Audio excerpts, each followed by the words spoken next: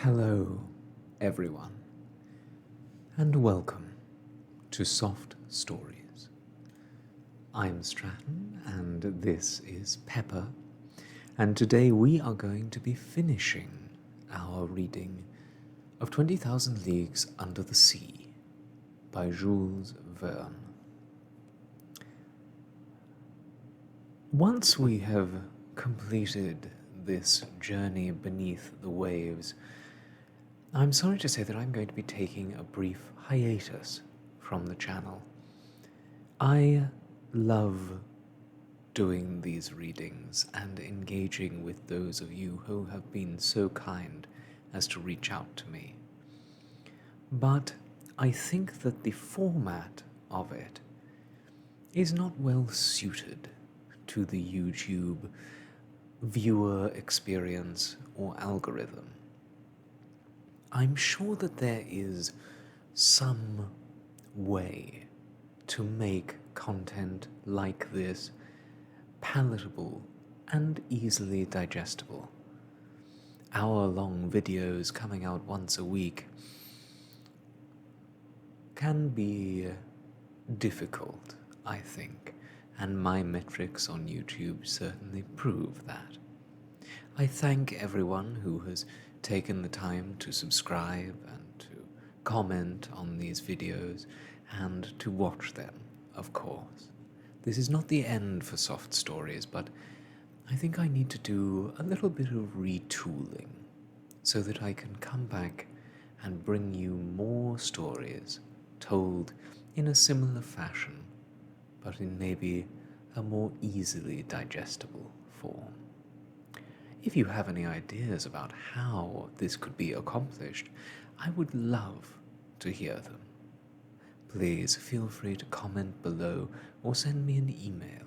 You can find my email address in the description below this and all of my videos.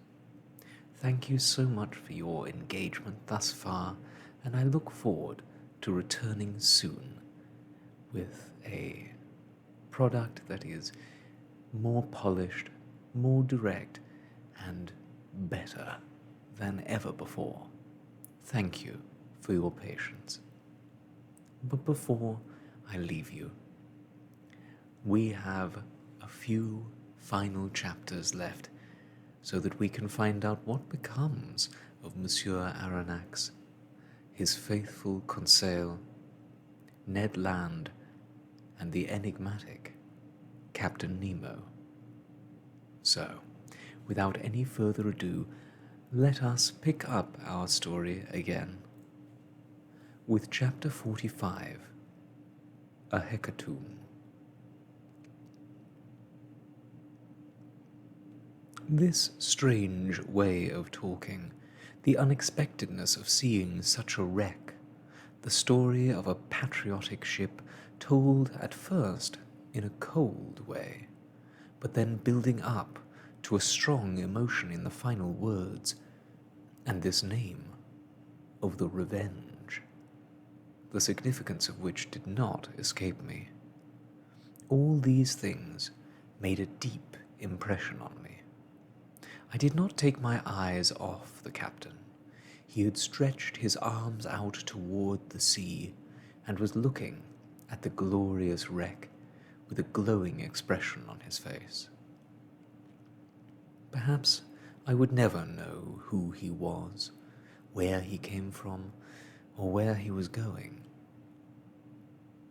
But more and more I began to see the man in him, as distinct from the scientist.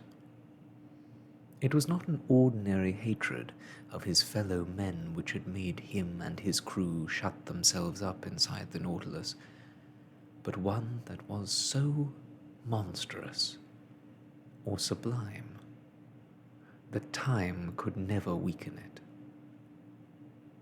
Was this hatred still seeking revenge? I would soon know. Meanwhile, the Nautilus was slowly climbing back up to the surface, and the vague form of the Revenge slowly faded from sight.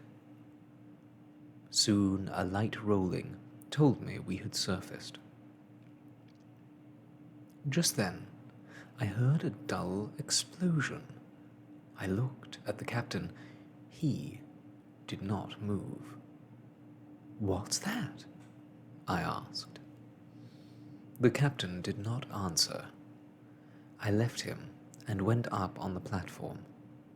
Conseil and the Canadian were already there. "What was that explosion?" I asked. "They're firing," replied Ned Land. I looked in the direction of the ship I had noticed before. It was drawing nearer the Nautilus, and one could see it was traveling at full speed. It was now only 6 miles away from us. "What kind of a ship is it, Ned?" "By its rigging and the heights of its lower masts," replied the Canadian, "I'd guess it was a warship. I hope it comes and sinks the Nautilus." "What harm can it do to the Nautilus?" said Conseil. "Can it go and attack it underwater? Can it shoot at it on the ocean floor?" "Tell me, Ned," I asked, "can you see the country it belongs to?" The Canadian knitted his eyebrows, squinted, and for several moments trained his marvelous eyes on the ship. "No, monsieur, I cannot tell what country it belongs to. Its flag isn't up. But it's a warship, all right, for there is a long pennant on the tip of its mainmast." For a quarter of an hour, we stayed there, observing the ship bearing down on us.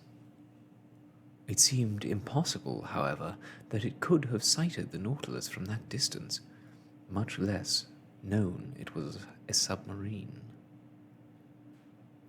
Soon, the Canadian announced that it was a large armored two-decker with a ram on its prow.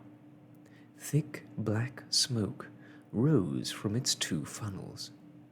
Its sails were furled over the yards.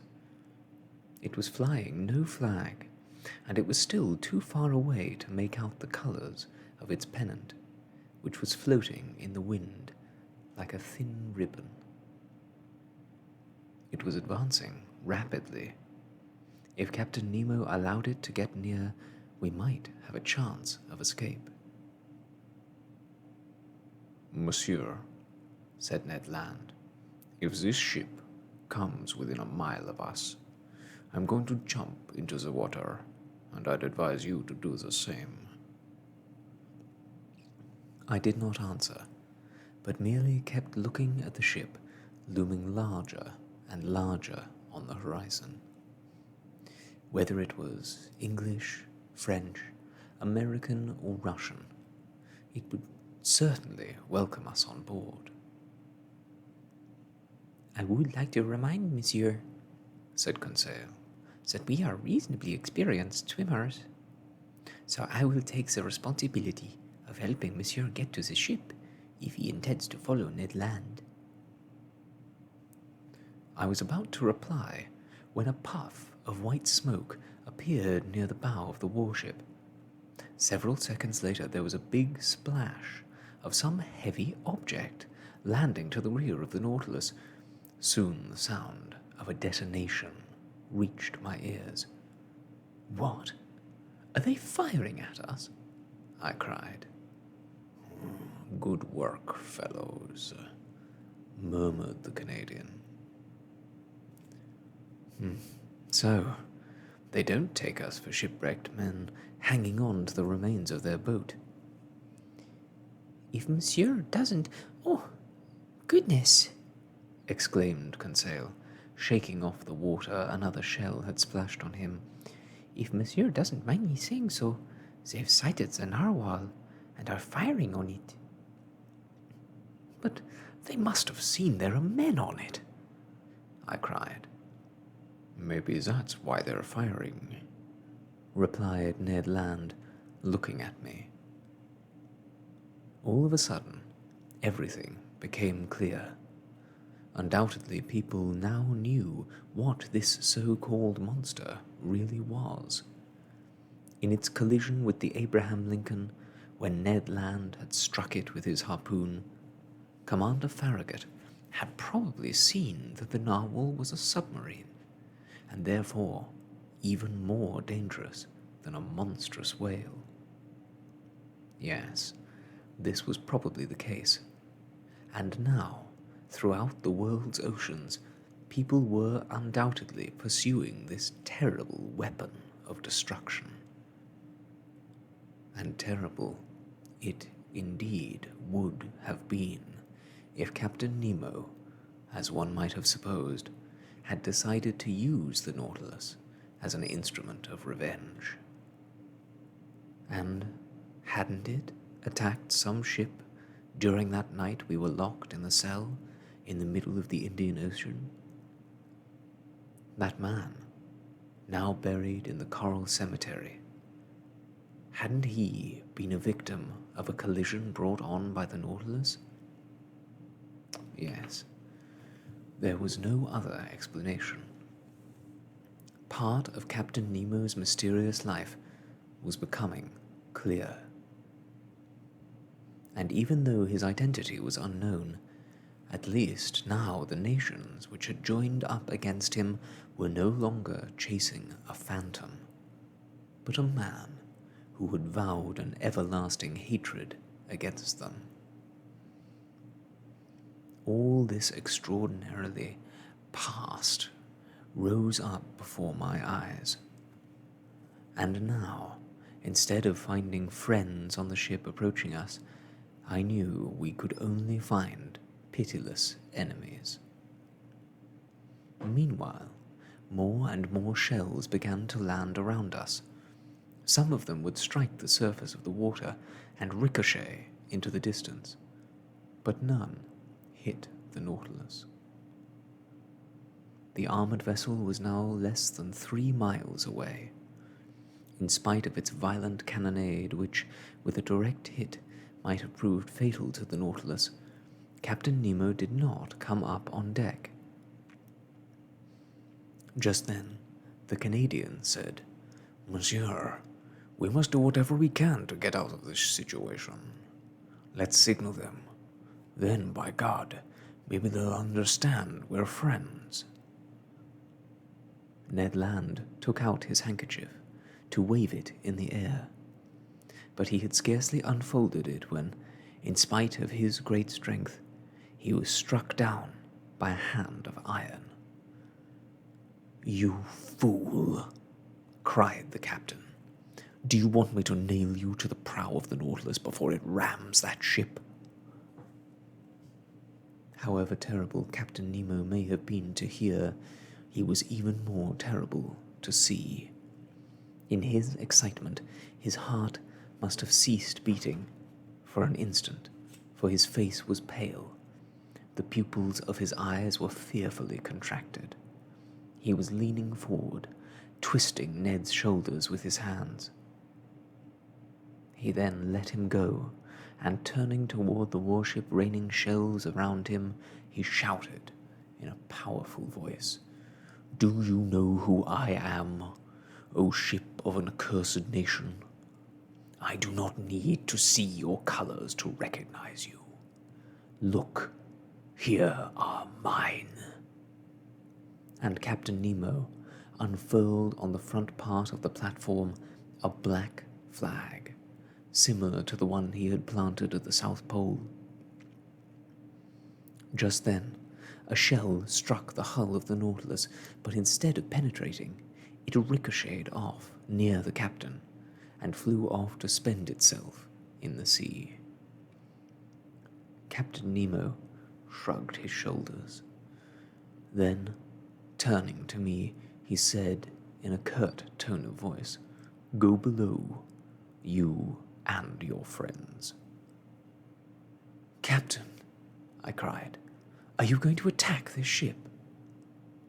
"Monsieur, I'm going to sink it." "You wouldn't do that." "I certainly would," Captain Nemo answered coldly. And don't take it into your head to judge me, monsieur. Fate has shown you what you should never have seen. They have attacked. The counterattack will be terrible. Go below. What ship is it? You don't know? So much the better.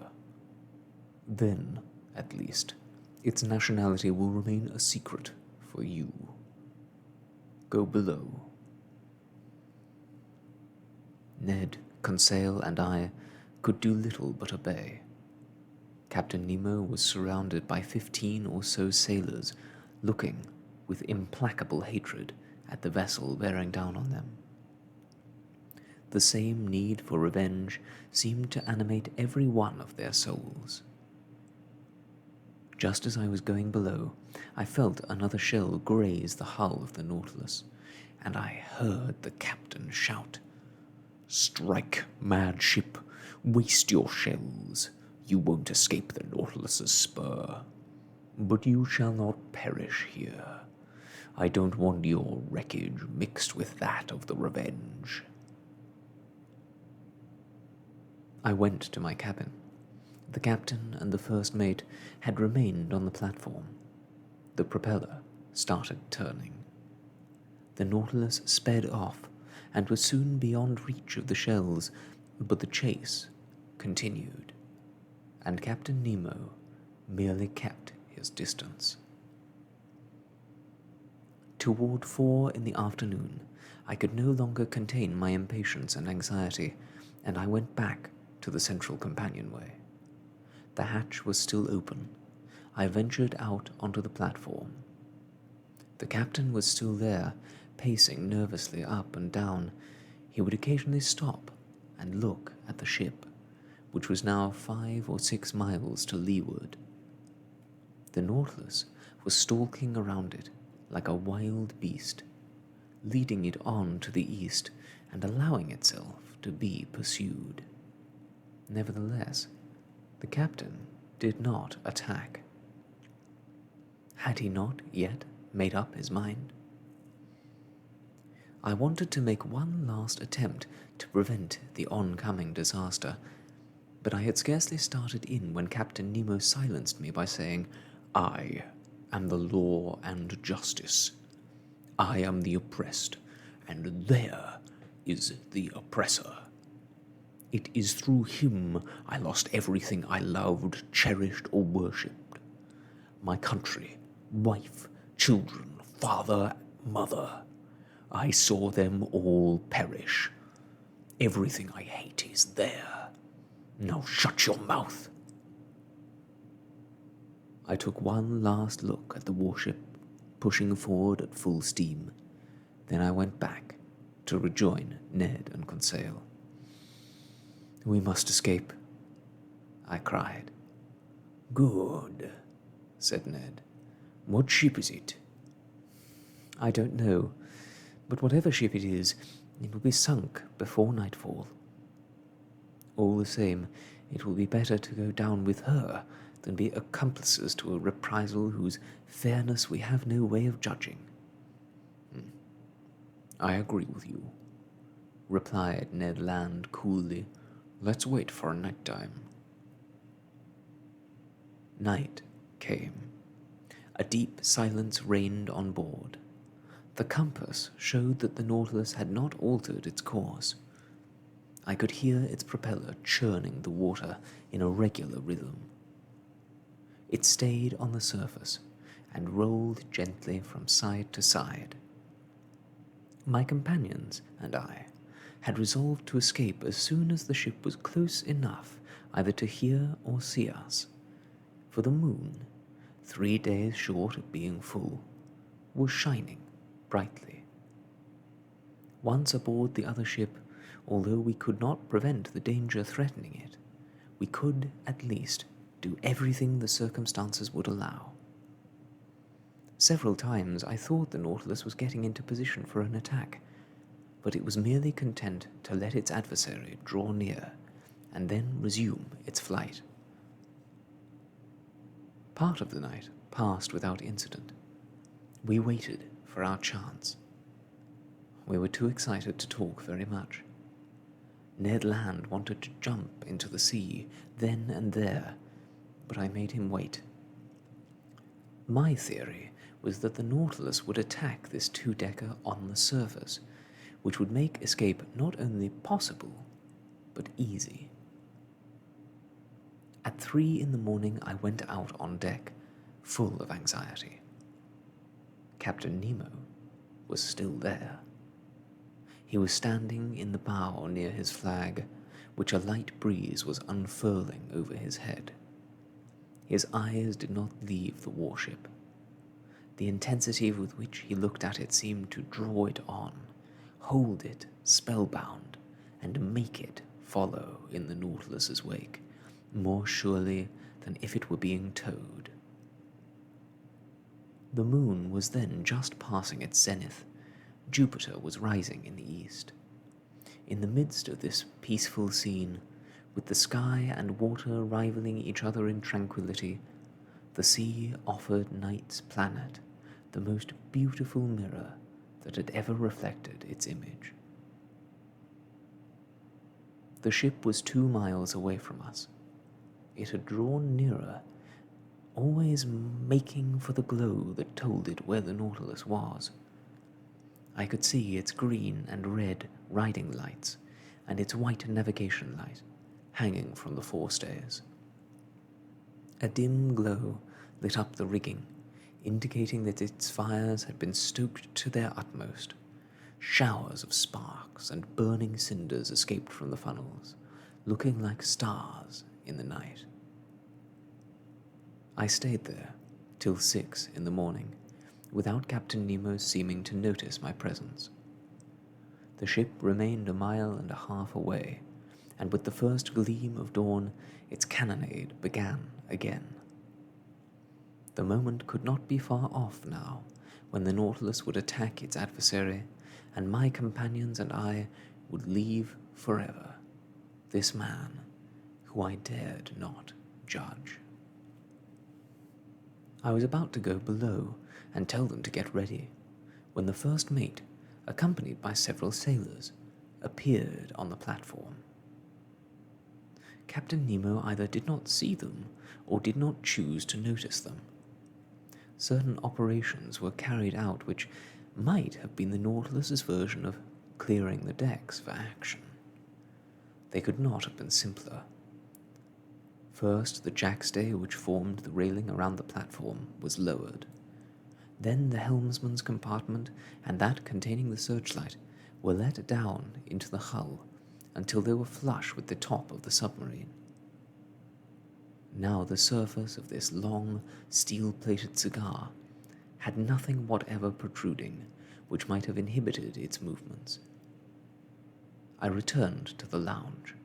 The Nautilus was still on the surface.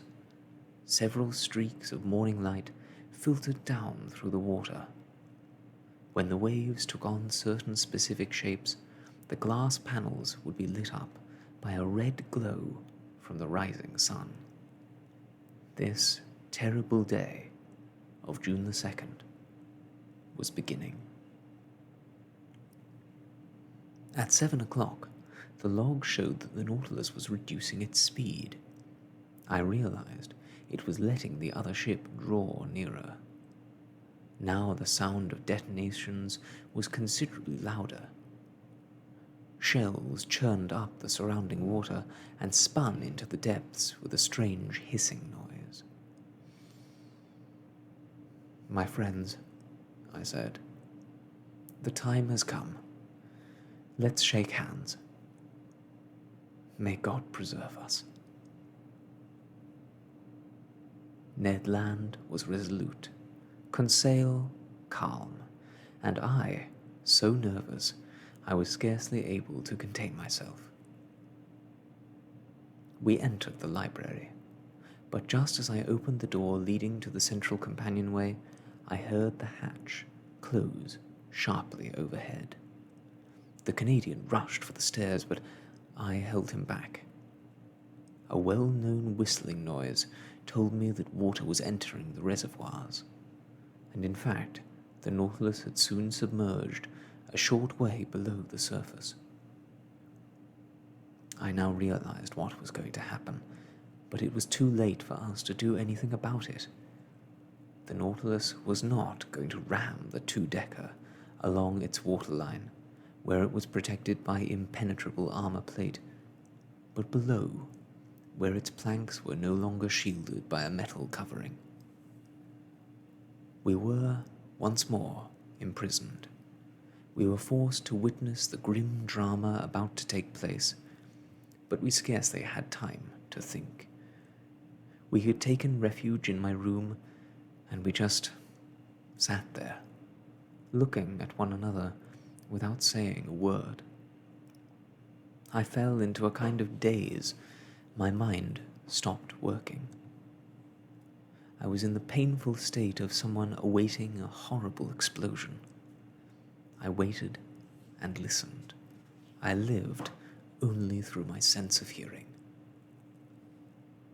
Meanwhile, the Nautilus's speed had increased considerably. It was getting up momentum. Its entire hull trembled. Suddenly, I let out a cry. I felt a blow, but a relatively light one. I could feel the steel spur penetrating. I heard chafing and scraping sounds, but the Nautilus, impelled by its powerful engines, went right through the hull of the ship like a sailmaker's needle through cloth. I could stand it no longer. I rushed out of my cabin and into the lounge, half out of my mind. Captain Nemo was standing there, looking out of the port panel, mute, somber, and implacable. A huge object was sinking below the surface, and in order to miss no details of its death struggle, the Nautilus was following it down into the abyss. 30 feet away I could see its pierced hull, into which water was rushing with a thunderous noise, and the double line of its guns and gunwales. The deck was covered with black shadows flitting about. The water was rising. The poor victims rushed up the shrouds, hung on to the masts, and writhed about in the water. It was like a human anthill suddenly invaded by the sea. I was immobile, paralyzed with horror. My hair was standing on end, my eyes were wide open. I was without breath, unable to speak, for I too was looking. I was irresistibly drawn to the glass panel. The huge ship sank slowly. The Nautilus followed it, observing its every movement. Suddenly there was an explosion. The air compressed inside the hull had blown the decks up in the air as if the ship's powder magazine had caught fire. The Nautilus swerved beneath the force of the explosion. Then the unfortunate ship started sinking faster. First appeared its crow's nest filled with victims, then its cross trees, bending beneath the weight of all of the men hanging on them, and finally the top of its mainmast. Soon its dark form disappeared, along with a whole crew of corpses sucked down by the swirling water. I turned toward Captain Nemo. This terrible dispenser of justice, veritable archangel of hatred, was still watching.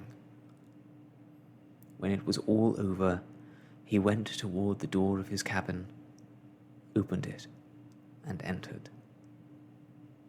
I followed him with my eyes. On the opposite wall of his room, beneath the paintings of his heroes, I saw the portrait of a young woman and 2 small children. After gazing at it for a moment, Captain Nemo stretched out his arms toward the picture, sank to his knees, and burst into deep sobs. Chapter 46. Captain Nemo's Last words. The panels had closed, shutting out this terrifying spectacle, but the lights in the lounge had not yet been turned back on. The inside of the Nautilus was all darkness and silence. 100 feet beneath the surface, the submarine started up again and left this scene of desolation at a prodigious speed. Where was it going? North or south? Where would this man flee after such horrible revenge? I went back to my room, where Ned and Conseil were sitting in silence. I experienced an insurmountable feeling of horror toward Captain Nemo.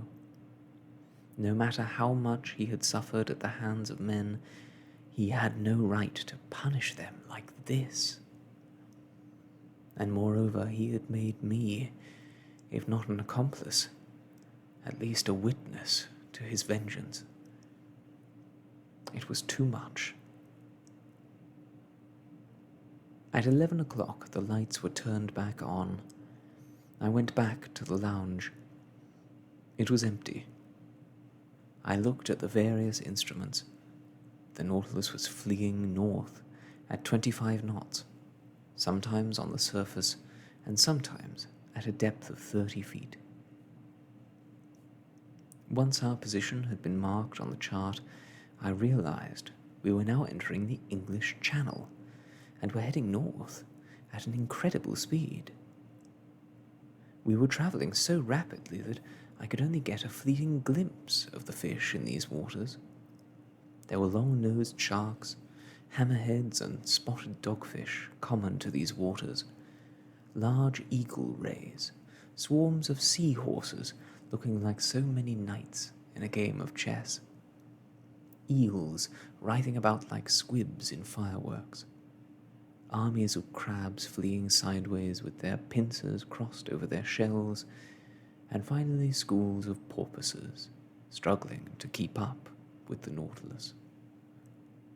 But observing, studying, and classifying were now out of the question. By that evening, we had traveled 400 miles through the Atlantic, and the sea was covered in darkness until the moon came up. I went to my cabin, but I could not sleep.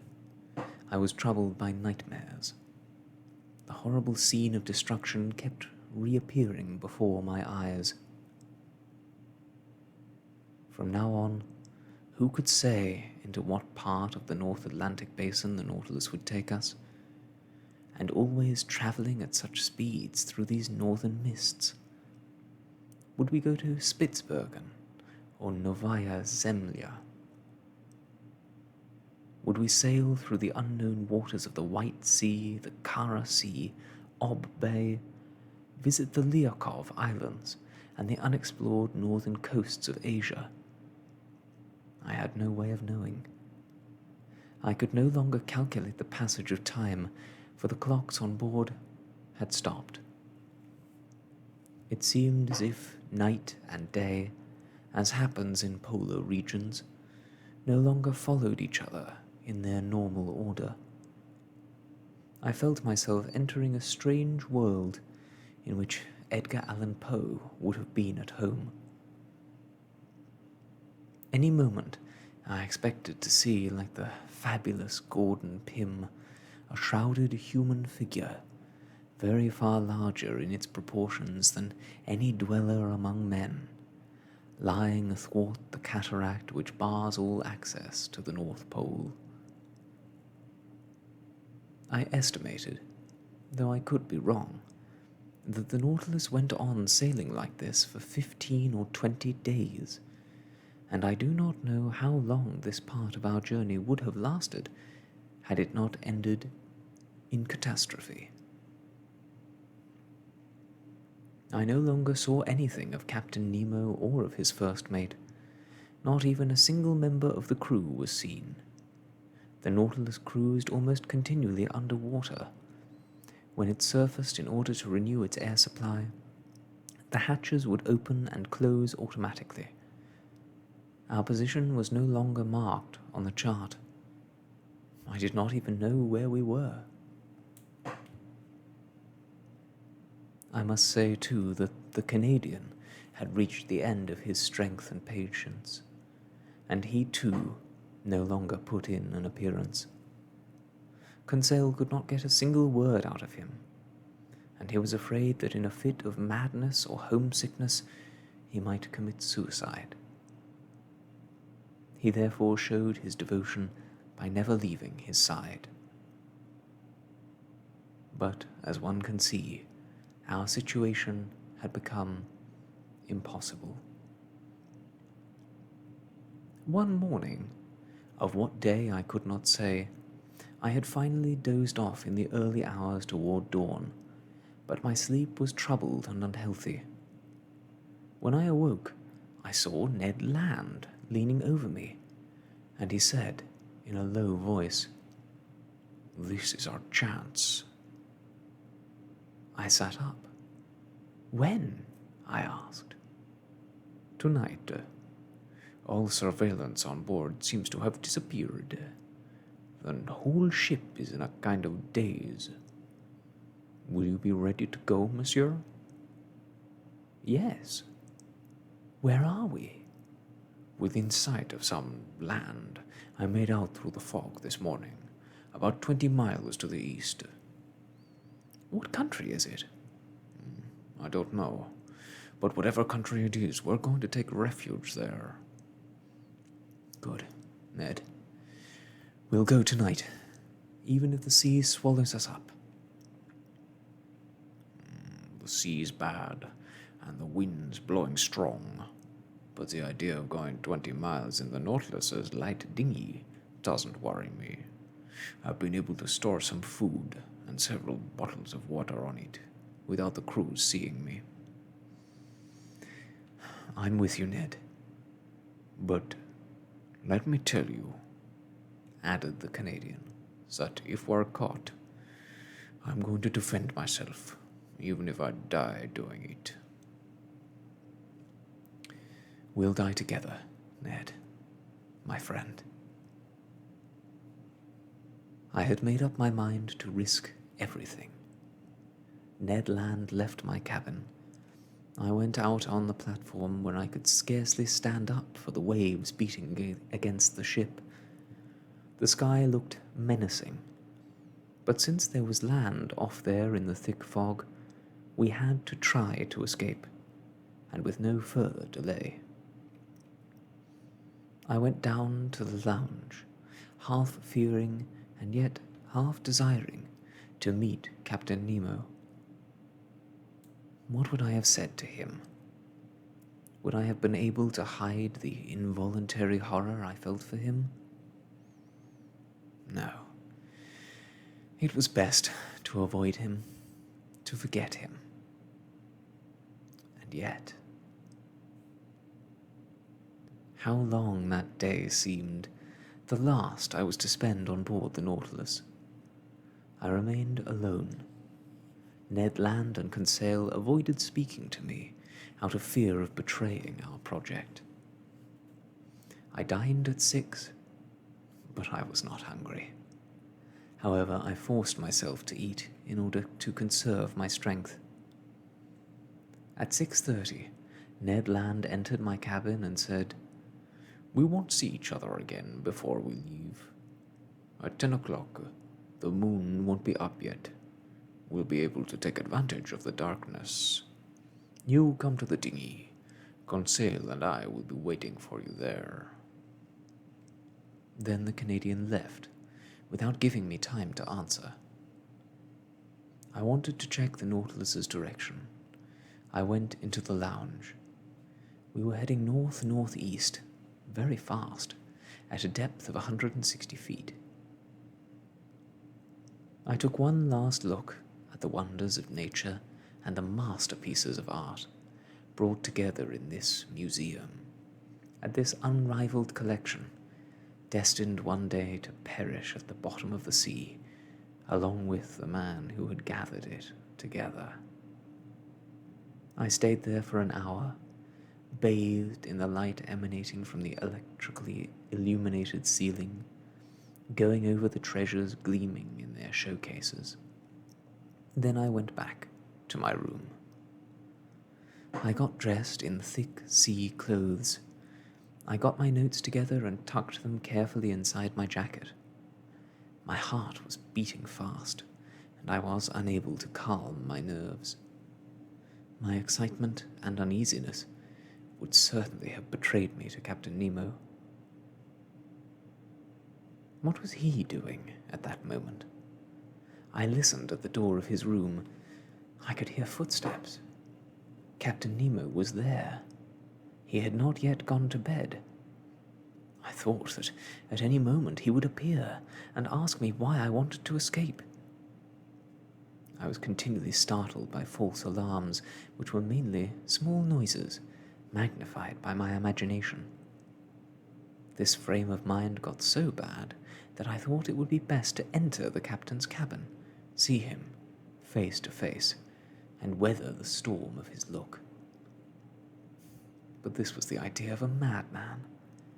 Luckily, I restrained myself and stretched out on my bed to try and relax.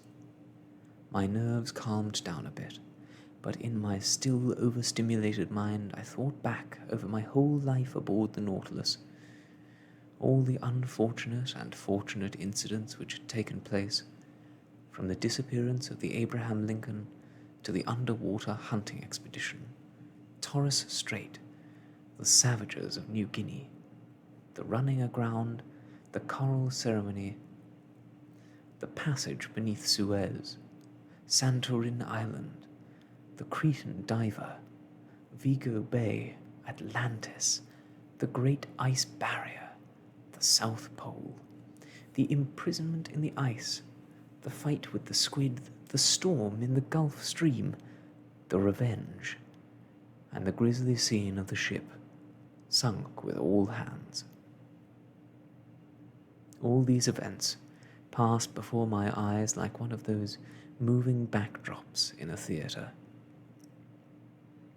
Then, in this strange setting, Captain Nemo seemed to grow tremendously in stature. His good qualities became accentuated, and he took on superhuman proportions. He was no longer an ordinary man like me, but the man of the sea, the spirit of the waters. It was then 9:30. I held my head in my hands in order to prevent it from bursting open. I closed my eyes. I did not want to think any more. Another half an hour to go. A half an hour of nightmares which would drive me mad. Just then, I heard vague chords from the organ, sad harmonies with an undefinable melody, the wails of a soul which wanted to break its ties with the earth. I listened with all 5 of my senses, scarcely breathing, and my soul joined Captain Nemo's in this musical ecstasy, drawing him into another world. Then, suddenly, a terrifying thought struck me. Captain Nemo had left his room. He was in the lounge, through which I had to pass in order to escape. I could not avoid meeting him one last time. He would see me, and perhaps talk to me. He might annihilate me with a single gesture, or bind me to his ship with a single word. It was now almost 10.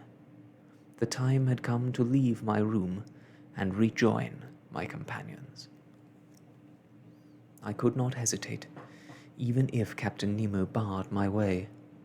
I opened the door carefully, yet its hinges seemed to creak fearfully. But perhaps this noise only existed in my imagination. I crept forward along the dark gangways of the Nautilus, stopping at every step to try and calm my pounding heart. I reached the door leading into the lounge. I opened it quietly. The lounge was plunged in darkness. Soft strains from the organ filled the room. Captain Nemo was there. He did not see me, but he seemed so absorbed in his ecstasy that even with the lights full on, he probably would not have seen me. I crept across the carpet, trying not to make the slightest sound which would betray my presence. It took me 5 minutes to reach the library door on the other side of the room.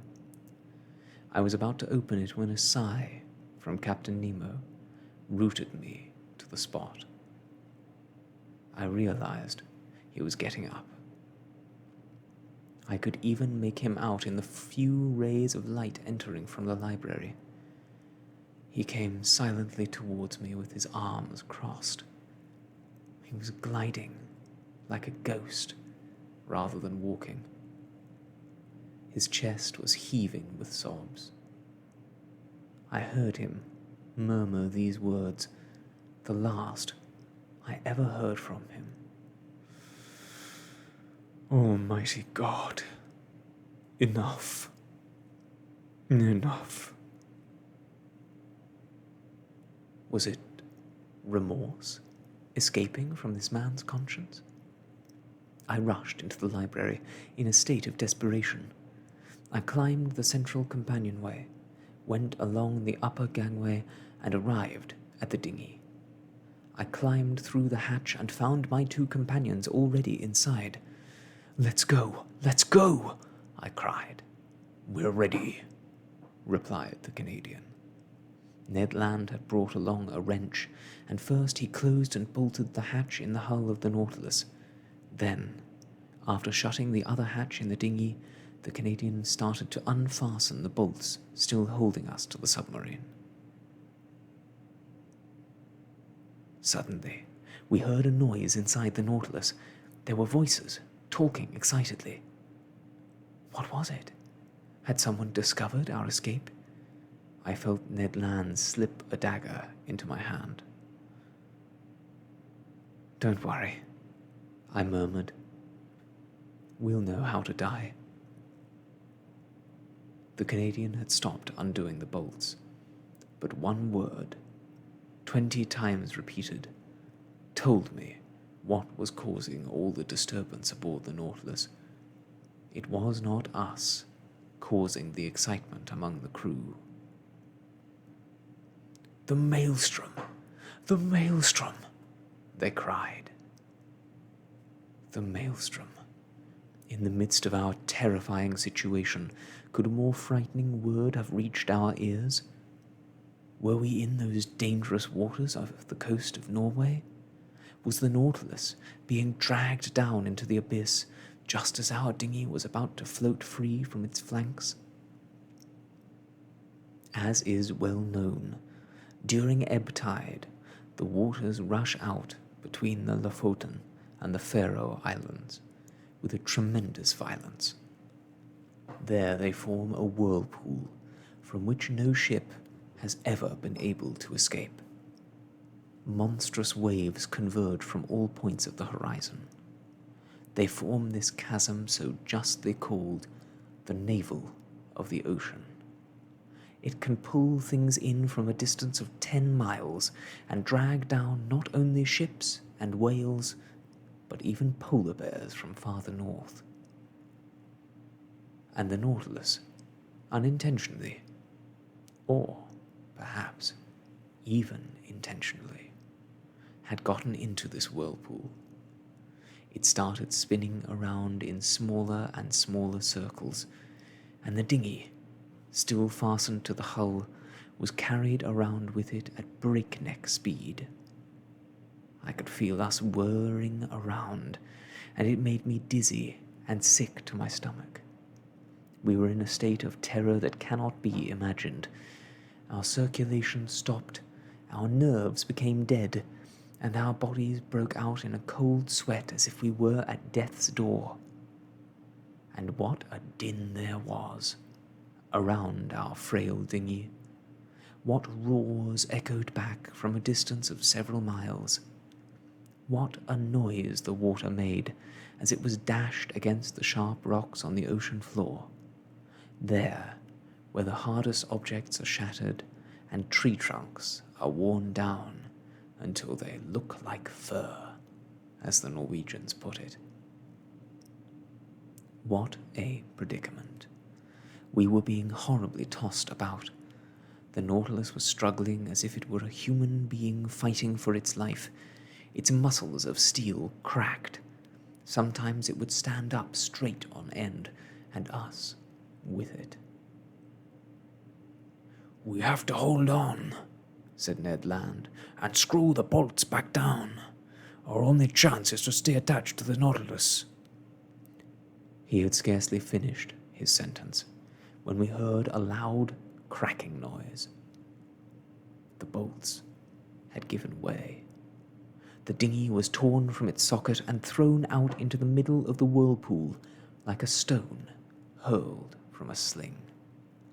My head hit an iron rib, and with this violent blow, I lost consciousness.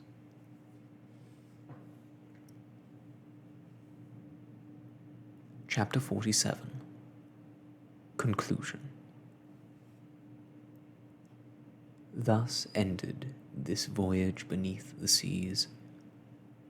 What happened that night, how the dinghy escaped the powerful currents of the maelstrom, and how Ned Land, Conseil, and I came out of that chasm alive, I cannot say.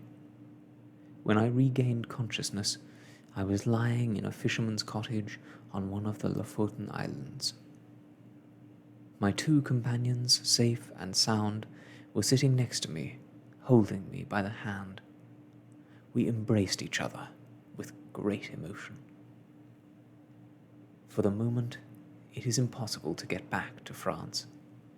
Means of transportation between northern Norway and the south are scarce.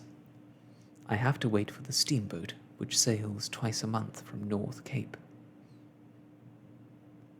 It is here, therefore, among these good people who took us in, that I have gone over the story of our adventures. I have told this story accurately. Nothing has been omitted, nothing exaggerated. It is a faithful account of our unlikely journey beneath an element till now inaccessible to man, but which progress will, undoubtedly, one day reveal to him. Will people believe me? I do not know, but it makes little difference. No one, at least, can deny me the right to talk about these seas beneath which, in less than 10 months, I have travelled 20,000 leagues, or to describe the many wonders I have seen in the Pacific Ocean, the Indian Ocean, the Red Sea, the Mediterranean, the Atlantic, the Antarctic, and northern waters. But what has happened to the Nautilus? Did it escape the powerful grip of the maelstrom? Is Captain Nemo still alive? Is he continuing his terrible work of revenge, or did he stop after his last slaughter? Will the seas one day wash up the manuscript containing his life story? Will I ever find out this man's name? Will the nationality of the ship he sank give me a clue to his own nationality? I hope so. I also hope that his powerful vessel conquered the seas in its most terrible of chasms, and that the Nautilus has survived where so many ships had perished. If it has, and if Captain Nemo still inhabits the ocean, the country of his adoption, then may the hatred be appeased in his savage heart. May the contemplation of so many wonders extinguish in him the spirit of revenge. May the judge disappear and the scientist continue his peaceful exploration of the seas. However strange his destiny may be, it is also sublime. I myself have understood that much. Did I not also live this unnatural life for 10 months? Thus, to that question asked 6,000 years ago by Ecclesiastes, that which is far off and exceeding deep, who can find it out? Only 2 men now have the right to answer: Captain Nemo and myself.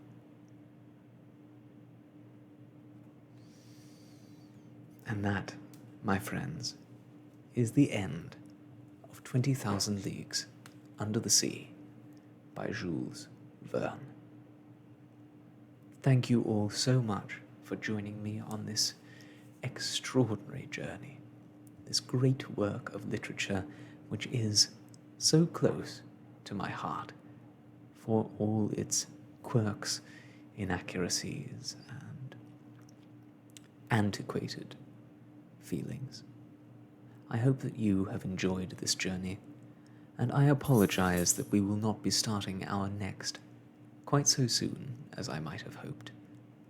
But I hope you'll forgive me, and that soon I will be able to see you all again, and to join with you on soft stories. But until next we meet, I must leave you. I wish you all the best,